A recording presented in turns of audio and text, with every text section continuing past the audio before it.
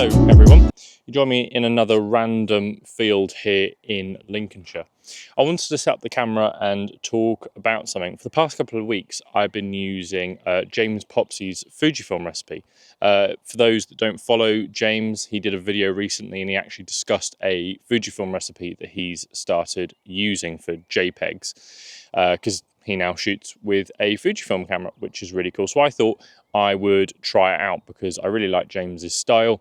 I know he edits all of his videos, but I really like his style and wanted to try it out. So that's what I've been doing. However, I'll be honest, it's been getting me to start thinking about a particular topic. And you know me, I like talking about things that may be slightly controversial or I like to have big opinions on. And that is how much of your photography is actually yours. What do I mean though when I talk about how much of your photography is yours? Well, what I'm basically saying is, especially in this world where it's either photography books, people's YouTube channels, blogs, websites, or just your other photography mates, we're often heavily influenced by other people and how they shoot, the styles they use, what they shoot, where. And it got me thinking about how much of your photography style is actually yours. And is more unique to you. Although I don't think anything's unique to anyone, but how much of it is more unique to you? And then how much of it is more sort of biased? Is it based on your favorite content creators or books you've read and things like that? It's my belief that I don't think most photographers are obviously born with a particular photography style. I think you're heavily influenced. Like I've just mentioned, I've started using James Popsys' recipe, but he heavily influences my photography style because I like the photos he takes, I like his ethos, and I try and incorporate that within my own work. But then it tends to sort of suggest what is your own style, and how do you stay unique, I suppose, in this common world. Obviously, people like James, people like Roman Fox, people like Peter McKinnon, nothing they have done is particularly unique or new either. They will have adopted styles based on other photographers that they have looked at, or even the fact that some of them meet up together and their biases erupt off each other. So much so that Roman Fox now shoots with a Sony camera and James Popsys shoots with a Fujifilm. So they've done a whole sort of 180 on each other, which is quite interesting. And I'd assume because they're friends and they go out and do some shooting together, that they've had an influence on each other. And I'd assume their styles clash as well. Another thing, of course, is location. When we're talking about your own style and maybe the influences other people have, it could be that you follow a local photographer and you go to the same sort of places that they do. So hence you're going to get similar photos. So you're following their style. They've influenced your style. Editing styles is also a huge thing. For me, I like to shoot with JPEGs. However, that's just the editing baked into the photo already. But if you're someone that likes to open up Lightroom and use that, you're probably looking at a blank image that you've taken and you're going to be taking inspiration from other content creators or just other images you like.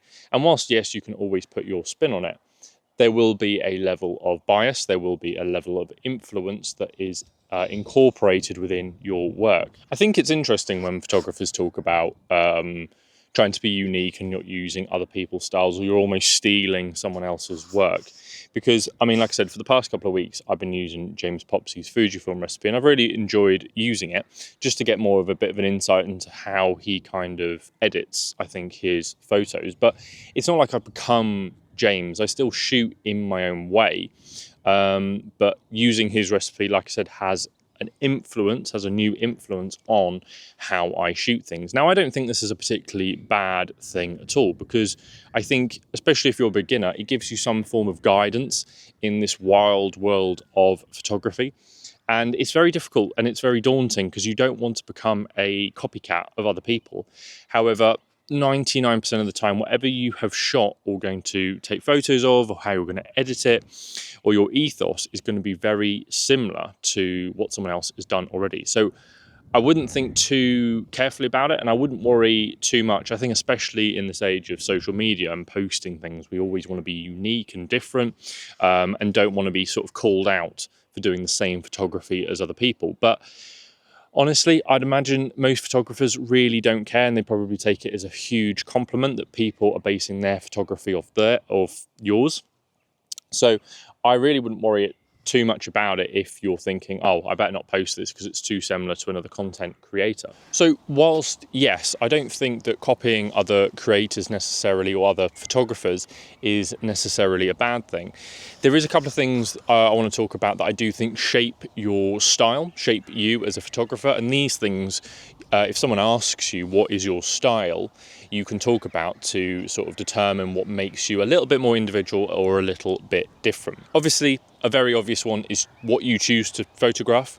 It could be very situational, it could be very environmental for you, but what you choose to photograph with your camera ultimately is a huge part of you as a photographer. This is something that will develop over time. If you're a beginner, you're probably going to shoot everything and love life, but as you get more selective with what you shoot, you'll start to find out what you like to shoot. And whilst, again, it's probably not original whatever you're shooting, that base is part of your style. I think the actual look of your photos, of course, is another really obvious one. For me, as everyone knows, I shoot with JPEG recipes, and whilst me and someone else could be shooting with the exact same recipe, because of my last previous point, we'd be coming away with very separate photos and very separate styles. But I do think whether you edit your photos or you use JPEG recipes, whatever it might be, they have a massive influence. This is probably one of the biggest things in terms of your style. Whilst I think it's like a bit of a spider's web, there's all different things that determine what your style is, between what you shoot and the sort of color grading or the exposure or all that kind of triangle of things has a big impact as well. So whilst I think that inspiration, whether you're taking it from other photographers, your environment, locations, whatever it is ultimately probably a very good thing. When does inspiration sort of take over and become a crutch, and when do you actually lose your own sense of creativity as your own photographer? I think the first thing I would talk about within this sort of sphere and topic is aesthetics. I don't think you should be chasing aesthetics too much. Whilst yes, it's definitely very important, I think people put too much worrying, too much time over it, and people worry about what their Instagram grid looks like and their website and things. Don't think that all your photos need to look the same and they need to follow a certain style and look. As a photographer, your style should change and you should change with it. I think another one, and it's interesting for me, obviously, as someone who's done it, but ultimately becoming photographer, YouTube photographer 47 or 147. What I mean by this is just another YouTube photographer. Whilst yes, I am a YouTuber, I guess, and yes, I do photography, so it sounds quite hypocritical of me to say, I didn't get into doing YouTube because I just wanted to be a YouTuber or follow what other people are doing. I've got a lot of opinions, and videography is part of my job, so I wanted to put those two together, and I also thought doing a channel would be a good way of making me a better photographer. So hence why I decided to start a YouTube channel.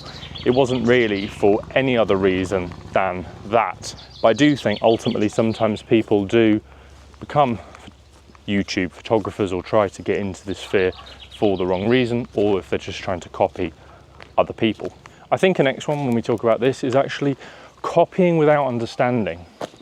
It's okay to copy, but I think ultimately you should determine and do your best to understand what it is you're trying to copy and why. Don't just replicate something for the sake of it. There has to be hopefully an actual reason to what you're trying to copy and replicate. Now, this next point is definitely one a little bit close to my heart and one I've been notorious for doing in the past. And that is buying gear to imitate other creators.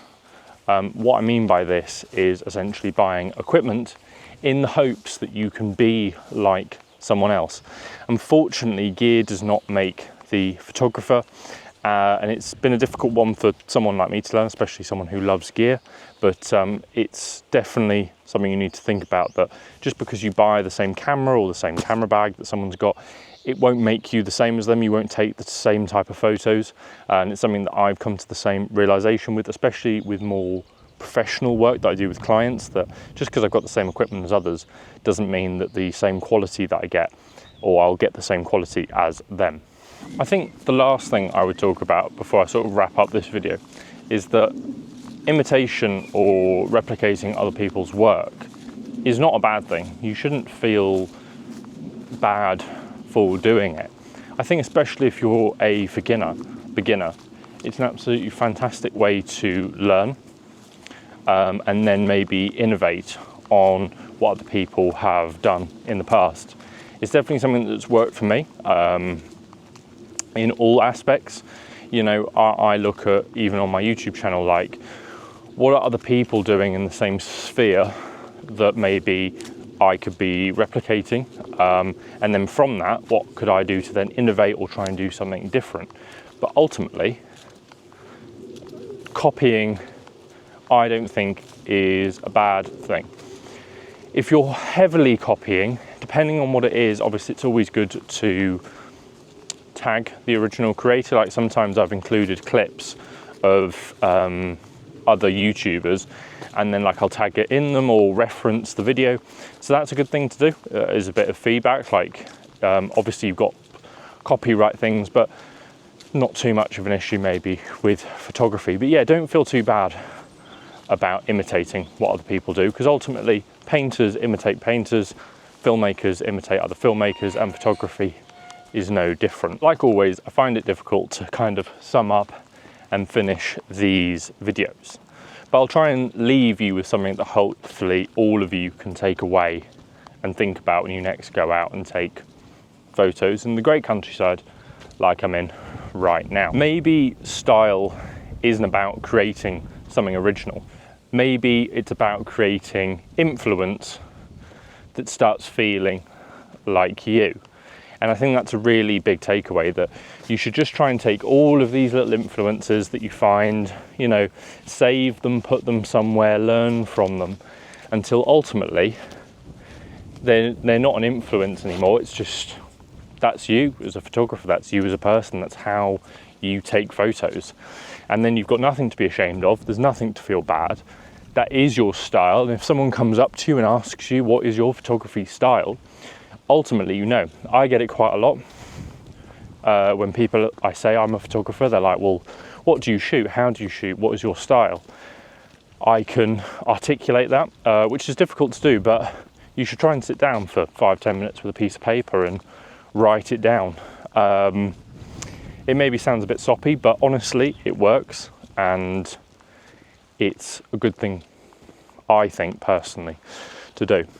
Anyway, my plan is to do some more copying of James Popsys Fujifilm recipe in this lovely day that it's turned out to be. It was actually meant to be raining today.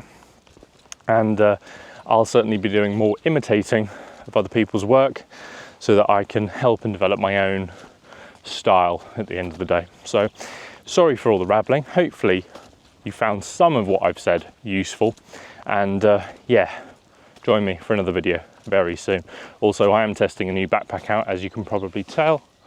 Ooh. And yeah, I know I'm getting sent way too many backpacks, but I'm absolutely loving it. So, new backpack to test. So far, so good. But yeah, I'll catch everyone in the next video. Thanks, guys.